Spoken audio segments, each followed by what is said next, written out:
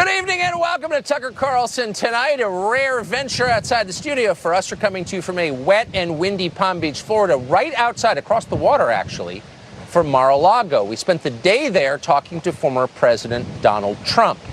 It was his first interview since he was arraigned in a Manhattan criminal court exactly 1 week ago. The Republican frontrunner for president arrested by a Democratic prosecutor on political grounds. Nothing like that has ever happened, and we wanted to hear from the man who experienced it. The conversation went in a lot of different directions, heavily on foreign policy.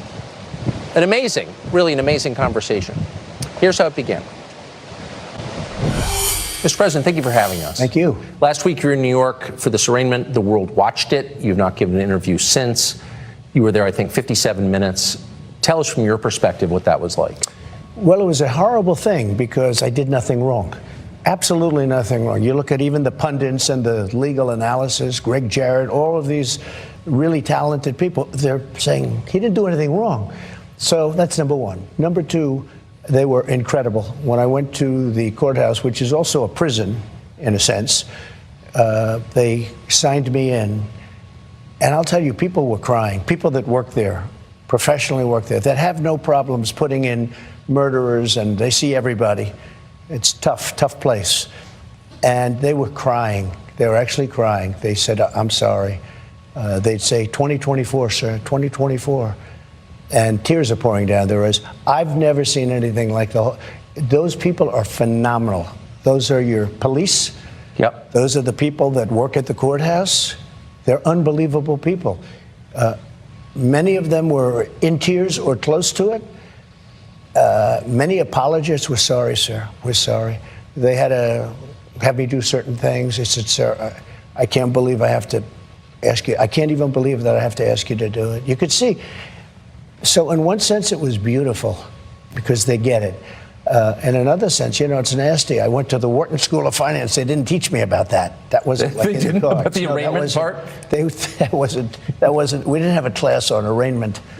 And, you know, it was a sad day in many ways, and in many ways it was a beautiful day because the people understand.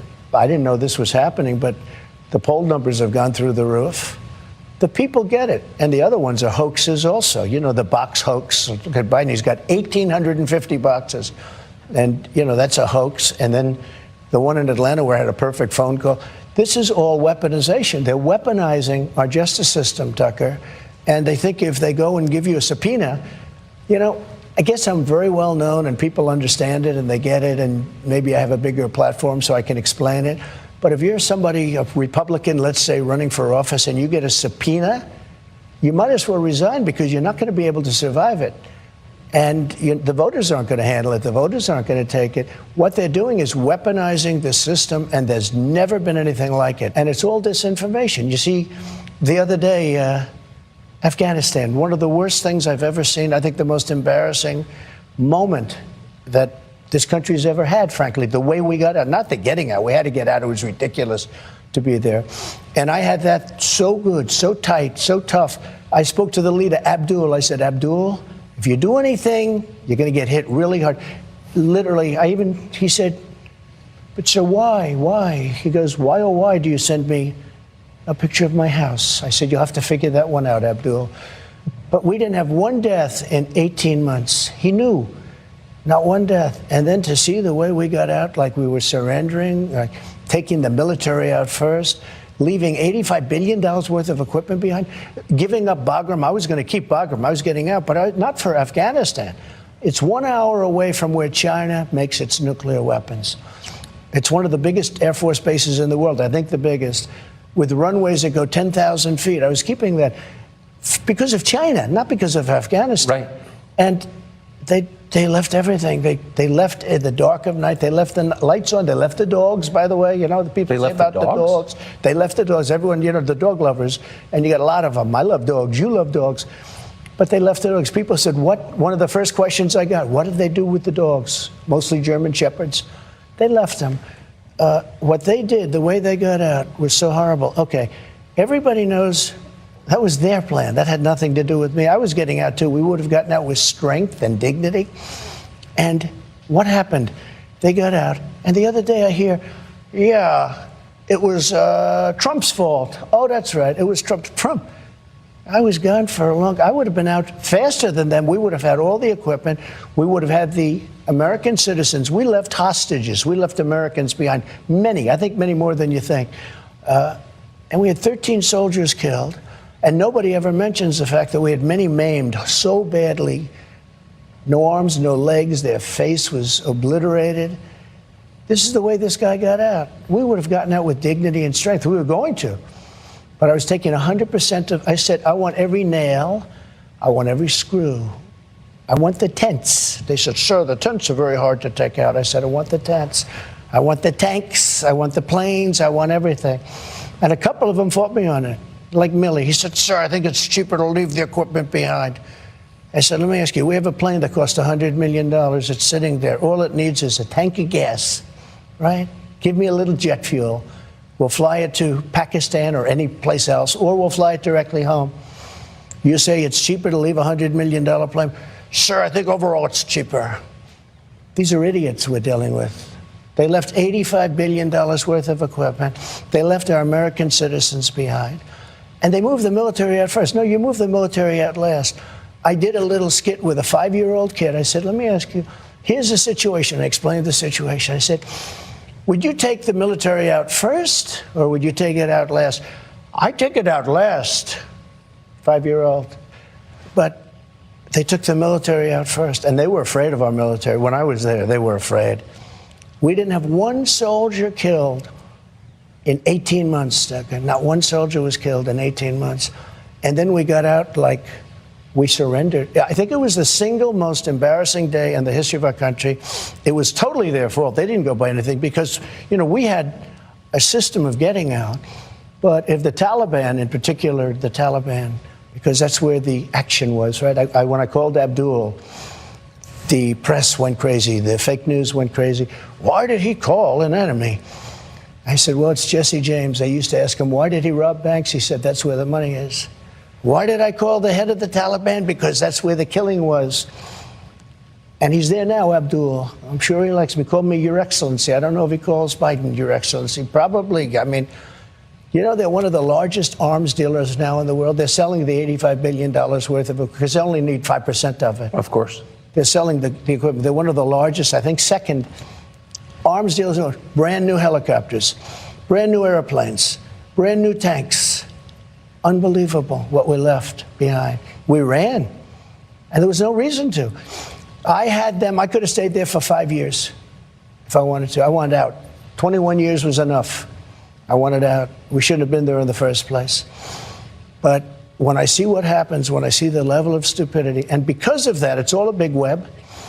Because of that, I think Putin, who would have never gone into Ukraine when I was there, would have never. I talked to him about it often. Would have never, ever done that. When he saw that I wasn't there and he saw these fools, these stupid people. And think of that, the way they left Afghanistan and nobody was fired. I fired a lot of people because if they didn't do a good job, I'd fire them. May I ask you, talk to Putin about Ukraine? What did you say to him? I could see that he loved it. And I said... he loved Ukraine. He considers it to be a part of Russia. Yeah. I said... not when I'm president. We had a very good relationship. I mean, look, I was the worst thing that ever happened to him. I closed up his pipeline. You never heard the words Nord Stream 2 until I came along. Nord Stream 2 was their pipeline. And I had a great relationship with him, but it was very tough because they had a fake Russia investigation. And I told him, and he told me, he said, it's very hard for us to deal, don't you think? I said, very hard. Because we have a fake investigation that turned out to be a fake. For 2 years it went on. And we could have done very well with Russia. They have great minerals. They have great things that we want, we could have. And they need the money and they need other things. But that interfered. That was a terrible thing. That was actually a treasonous thing to do. Those people should have been arrested. They made it up. They made up a problem with Russia that didn't exist. Now they've all admitted it didn't exist. It was just on to the next one. I often say, they said to me the other day, one of your fellow journalists said, who's the biggest problem, sir? Is it China? Could it be Russia? Could it be North Korea? No, I said, the biggest problem is from within. It's these sick, radical people from within, because we can handle, if we're smart, we can handle Russia, China. I did. I took in billions and billions, hundreds of billions of dollars from China. No other president took in anything, and they respected me. He's the same thing, you know. I told him, you can't go into Taiwan. You can't do it. I won't tell you exactly what I said, but it was something that probably a lot of people wouldn't like if they heard it, but it was very tough. Don't go into Taiwan. If you do, we're going to have problems. Other than that, we're going to be great relationship. We're going to have a great relationship. And he said to me when I said we're going to do something, if he goes in, no, you wouldn't do it. I'll do that. I swear I'll do that. And he didn't believe me, but he believed me 10%. The same thing with Putin. I said I was going to do something really nasty if he goes into Ukraine. He said, no, you're not going to do that. I said, I will. And he didn't believe me either, but he believed me 10%. And the 10%, you never heard talk about going into Ukraine. You never heard talk about going into Taiwan until I was no longer there. Now, what a mess the world is in. What a mess. Covering the weather beat here in windy Palm Beach. Actually, we're here to interview the former president and now the Republican frontrunner, Donald Trump. While the rest of us have spent the last 2.5 years arguing about systemic racism and trans rights and other ephemera, other imaginary things, America's position globally has eroded so fast it defies belief. But Donald Trump has noticed things have really changed since he left office, and that's the topic of this next part of the conversation. Here it is. You said at the time when you were president that going to war with Russia, either hot war or cold war, would drive Russia into an alliance with China. I did. And that would displace us as the most powerful nation. I did. But we have a bigger problem. The bigger problem is the weaponry. The weaponry today is so powerful. This isn't like Second World War where we have army tanks running around shooting each other. This is weapons the likes of which the world has never seen before. And they have them and we have them. And China has them less, but within 5 years, China will have equal to us. China, I'm talking about nuclear. China has the beginnings of a very big, very powerful nuclear. They're short 5 years. They had started much later. Russia and us are comparable. Massive power, massive. And that's one of the things. More than people understand? More than people understand, yeah. Yeah, more. Were you surprised? They don't understand the power. If you look at Hiroshima, as some people call it, if you look at Nagasaki, you look at those two events took place many, many years ago, and multiply that power times 500. That's what you're talking about. Where it actually melted the granite. You know, granite is unmeltable by blowtorches. Yes.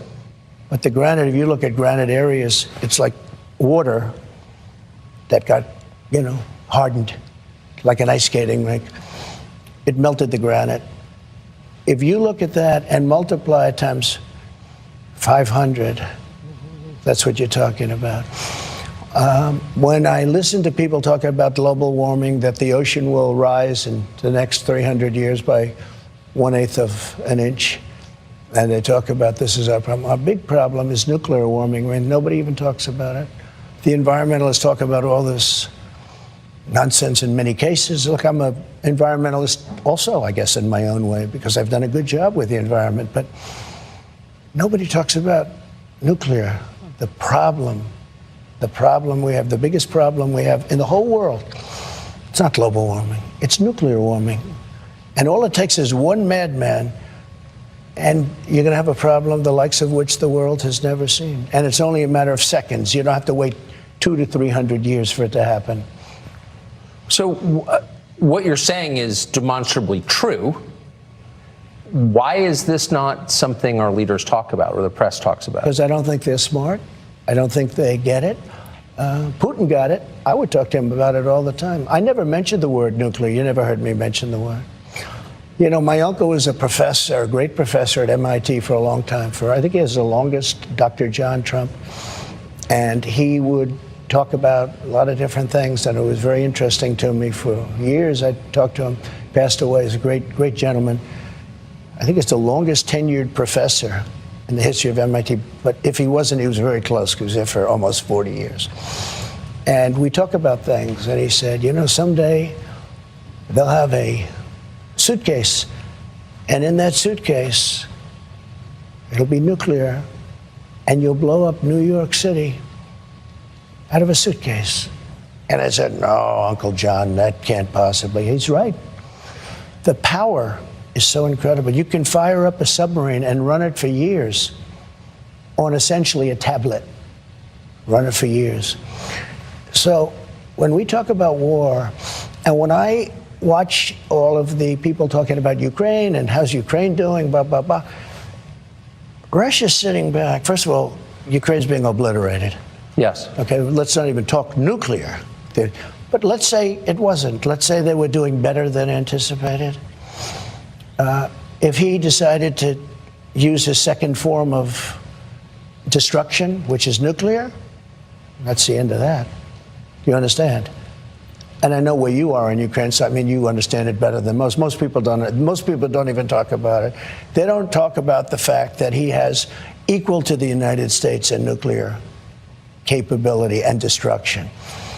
And so I watch all of this happening, and it's so sad. But can I just ask, so the Biden people know the power of nuclear weapons. They now control our arsenal.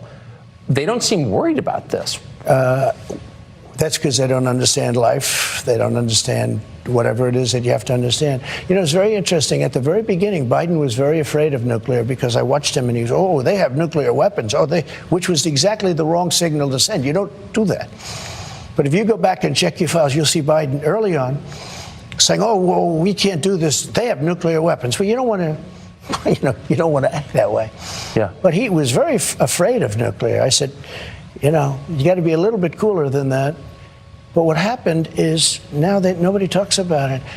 But every day Putin mentions it, and every day other people mention it. And now all of a sudden, if you look, other countries are talking about getting it. This was something you don't mention. I call it the N-word. You have two N-words. You don't mention either one of them.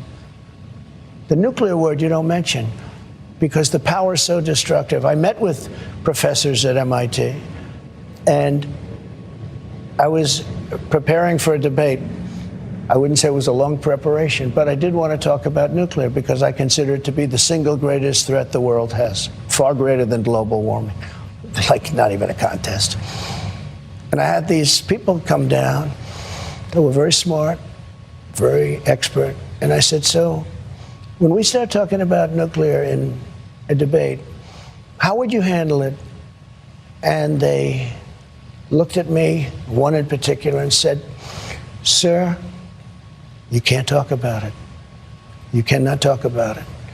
I said, what does that mean? He said, it is so massive, it is so destructive that you cannot talk about it. I understood exactly what he meant. And we stayed away from it for the most part. But now Putin's mentioning it all the time. We don't mention it, but Putin's always mentioning it. You've heard him say it. We are a nuclear power. He said not so long ago, I said, that's the first time I've heard a major country. You do hear it talked about, and I did a good job. I did a great job with North Korea, Kim Jong-un. You went with me on a trip. You insulted him, which didn't make my life too easy, but that's okay. But you were there, one of the few. And it was an amazing, it had to be one of the most incredible experiences for you. For sure. But it was amazing. We had thousands of reporters. They weren't treated particularly nicely either, by the way, but I got along great with them. And because of that, it started rough, remember, with, Rocket Man, Little Rocket Man. And he said, I have a button on my desk, a red button. I said, I have a red button on my desk too. Mine's bigger and mine works, yours doesn't. And this went on for a couple of months. And then all of a sudden, the logjam was broken and he wanted to meet. And we did meet. And we get along great. To this day, we get along great. He won't talk to Biden. He won't even talk to these people. He won't even talk to them. He has no respect for him. He's a man. If he respects you, he'll respect you. He wouldn't talk to Obama. Obama tried to get meetings with him. He wouldn't meet with him. He met with me. I met with him twice. I would have had a deal worked out with him. He's got tremendous nuclear capability. It's the single biggest problem. Maybe this show's more important than even I thought it might be, because somebody's got to understand what has to happen, and they have to de-escalate. So how would you do that now? Well, now So you have a problem. You got this crazy world is blowing up, and the United States has absolutely no say. And Macron, who's a friend of mine, is over with China, kissing his ass, okay, in China. I said, France is now going to China. You take a look at Saudi Arabia. Look at what happened. They're great people. They wanted to help us. He goes over and gets a fist pump. You know what a fist pump means? Don't shake my hand because your hand's dirty. That's what a fist pump is. They got it, and they were so insulted. Do you understand that? Yes. Oh, I don't want to shake your hand. Let's go fist pump.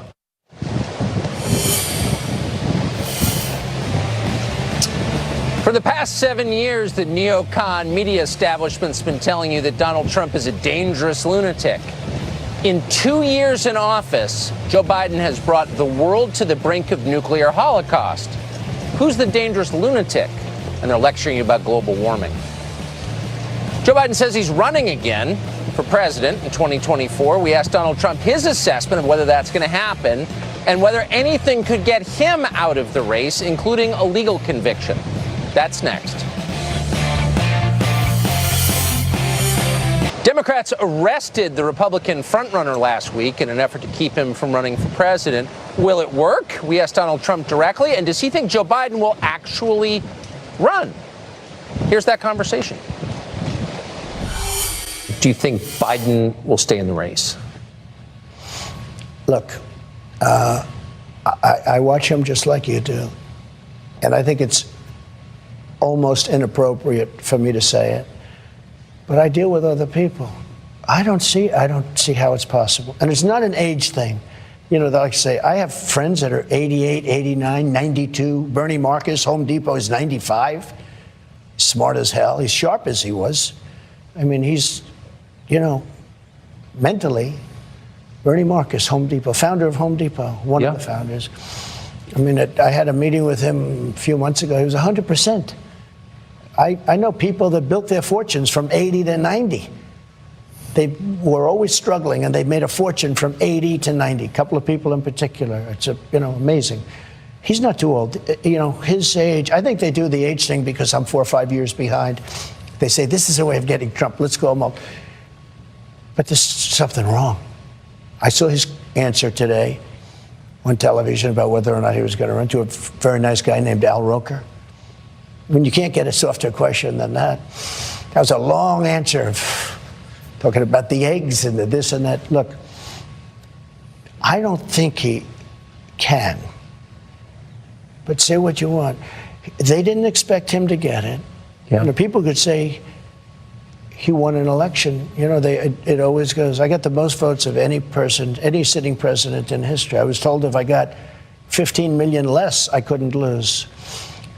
They're surrounded by vicious, smart people, radical left people, but they're very smart and they're very vicious. It's not him. It's not him. He's now in Ireland. He's not going to have a news conference. When the world is exploding, I own property in Ireland. I'm not going to Ireland. The world is exploding around us. You could end up in a third world war, and this guy's going to be in Ireland and not having a news conference. He hasn't had a news conference, I guess, in months. I saw today where he hasn't. It's been. Well, he can't. So if he doesn't run, if he's taken out by his own party, or who knows what happens, but it doesn't seem like he's capable of running again, who does run? Well, obviously the one that they would talk about would be the vice president, Kamala. That would be the one that they talk about. But I don't think she's performed well on the big stage. I mean, maybe I'm wrong. But there are a certain group of people that will go crazy if it's not her. They're going to be very angry if it's not her. That's a problem. You have a very ambitious guy in California, but he's done a terrible job with the state. I used to get along great with him, you know, when I was president. I got along really good, Gavin. Well, you got along with Gavin Newsom? I did. I really did. He was always very nice to me. He said the greatest things. He would say things like he's doing a great job. Oh, he was very nice. About you? About me. That's why I could never hit him, because he was so nice to me. It's just laying in wait, right? But I could, you know, he was very nice to me. And relatively speaking, some of them weren't. We did a good job for the governors. But they talk about him. They talk about some others. I just don't see Biden doing it from a physical or a mental standpoint. Yes. I don't see it. But it's been a crazy period of time in the world of politics. But he's surrounded by people. You know, they expected Bernie to win. Now, Bernie's older than Biden, you know, whether you like him or not. He's sharp. I watched him being interviewed the other day. He's 100% sharp. He hasn't lost much, if anything, Bernie Sanders. But, you know, he's older. So it's not an age thing. I just don't see him. So they're trying to prevent you from making it to the general election by tying you up in lawsuits, charging you with crimes. You've described the process. It's the old Soviet process. The old Soviet process. And you've described it as illegitimate. If this goes to trial and you get convicted, like, how would you respond in the middle of a presidential campaign? Well, how would it's you so off. Statute of limitations are years off. It's hard to believe. You know, usually when you have something like this, the Democrats say, oh, he's terrible, guilty. The Democrats have even said, I'm innocent. I watched some of these. I think it was Andrew McCabe, the FBI guy who I fired. He came out, he said, they've got no case. They've all come out and said it. And then you've had Andrew McCarthy, you've had Jonathan Turley, Greg Jarrett, Dershowitz, all of them, everybody, like, and they're, you know, down the middle people. They see it. They say, there's no crime. There's no anything. Think of it, Tucker. I've been through 7 years of bull investigations. 7 years. They've looked at, I have a very big company, much bigger than they understand. In fact, when they finally got my taxes, they said, whoa. You know, they took them years to get the taxes. They got them. That was the last you ever heard. You never heard one thing about them. But it took them years to get them, because they shouldn't be looking at my taxes. I was surprised the Supreme Court gave them the right. They shouldn't be looking at people. That's sort of another one of the tenets. You don't do that. But I didn't care that much. I just, on principle, I fought them. And they looked. And you do the things that I do, and you employ thousands and thousands of people over the years, just thousands. We've done a great job. And then I ran for president. People were surprised that I won, but I used to see these rallies, and I'll tell you, the rallies are bigger now. The enthusiasm is more now than I've ever seen. So what do you think, since your poll numbers have risen consistently since they raided this place, Mar-a-Lago? Well, before they raided. In August. They were going up substantially before. Well, they definitely moved after Since that. then, they've really been going up. So how do you think that your opponents will respond? I don't know how well. We have two opponents. We have a primary opponent. We have a general election opponent. I mean the Democratic Party using the legal system. Well, what they're doing is they're finding, and think of this, they say 11 million pages, but whatever it is, through all of these Democrats' investigations. I had the Mueller hoax. I had impeachment hoax number 1, impeachment hoax number 2. Ukraine, Ukraine, Ukraine, Russia, Russia, Russia. You knew the Russia, Russia, Russia. I got that whole term from you. Russia, Russia, Russia. You'd be screaming it and say, this guy's a comedian. But you remember that whole period of time. Quite Russia. well. It turned out to be a total fake. But think of this. You know, I tell this story very seldom, but because it's a sad story. So the Russia, Russia, Russia hoax was made up by crooked Hillary Clinton, Adam Schiff, the DNC, the Democrat Party. The dossier is a total fake thing. We're suing them now, as you know, on that. We're suing them a lot because, unfortunately, Bill Barr didn't have the courage to do what he should have done. He was so afraid of being impeached. So I have to do it civilly. I have to sue people. The Justice Department should have done, because these are criminals. But think of this. So you have all of these millions and millions of pages, and they get you on a non-disclosure agreement? I mean, big numbers, billions and billions of dollars, right? And they get you on a perfect non-disclosure agreement, or they get you on nothing. A friend of mine who's a big business guy said, you have to be the most honest guy in the world, because with all of those numbers that you have and those big numbers, they don't have anything. And you have to see, take a look at the people I just mentioned. Read what they said. There was no crime. In fact, a lot of people saying he indicted somebody. There's no crime. That's illegal to do. You know what he did. So I don't see it going. I mean, we'll have to see. So, but just to bottom line it, I mean, the purpose of this is to keep you out of the presidential race. If I weren't running, or if I had bad poll numbers, let's say. Right. And again, remember, the Democrats are the party of disinformation. If they want you to run, if they want to run against somebody, they're going to go the opposite. For instance, they don't want to run against me. And now, I just gave you a poll. I'm 9 points up on Biden. But they're the party of disinformation. So what they say is, oh, we want to run against Trump. Now, they always do that. You know, they do that. And other people would do it, but they do it pretty much better than others. Is there anything they could throw at you legally that would convince you to drop out of the race? If you get convicted in this case in New York, no, I'd never drop out. No, I'd never drop. It's not my thing. I wouldn't do it.